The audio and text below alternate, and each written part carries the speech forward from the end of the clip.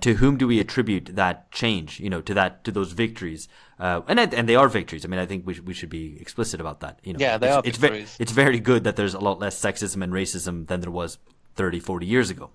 Do we attribute that to central left governments? Do we attribute that to radical movements and the effect that they have had in either forcing governments to become more liberal, more socially liberal, or in changing the broader social consciousness? Or is it something more structural that's happened behind people's backs? That something about financialization or something changes people's relationship to one another and leads to a less racist society? I think probably the market.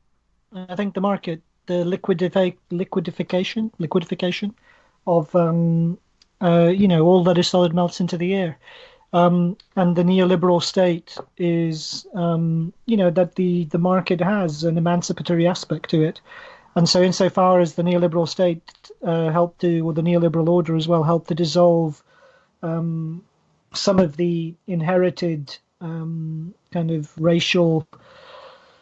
The old empires and racial ideas that were embedded in the social democratic order, I think that's probably attributable to the market, because it's never gone as far as the radical social movements ever wanted. I mean, you need to contrast kind of gay marriage with old-fashioned queer liberation to see that.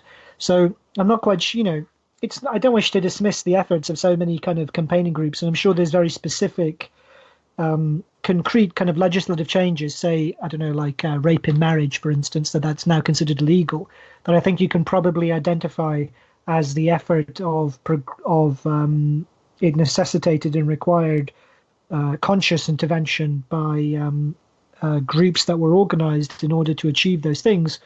But broadly speaking, I think insofar as there's been the emancipation of certain minorities, and groups within capitalism in our era, it's attributable to the dynamism and emancipatory mold of the market, and has simply been given. It takes the form of. It appears as if it's sometimes the achievement of a centre-left government, but it's simply the market dissolving old hierarchies. Maybe, but we know that those hierarchies are created by capitalist society as well, that they're not just holdovers from a pre-capitalist past or anything like that. So, sure, it creates and it dissolves. And we can see today actually the emergence of kind of new reactionary movements. So it's not as if the market has the progress of commodification and alienation leads to less racism and sexism. In fact, it brings forward new forms, which we're seeing now, and you can the whole reference to hyper reactionary neoliberalism that Fraser makes is an example of exactly that. That I'm less convinced by. I think she she makes the good point that Trump has actually done very little in terms of the kind of populist redistribution that he made kind of gestures towards on the campaign trail. And that most of his successful policies have been effectively just been the regular relief for millionaires, kind of Republican tax cutting stuff.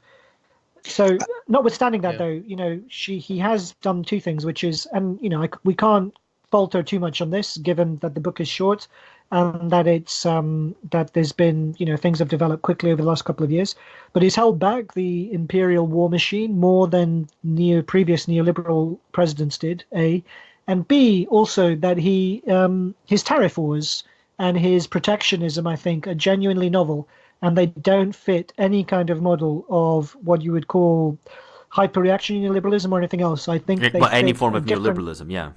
Yeah, I think they fit a different model of how capitalism is to be governed, and whether or not it embodies a new kind of more durable order, I guess we'll have to see with whether or not he wins a second term.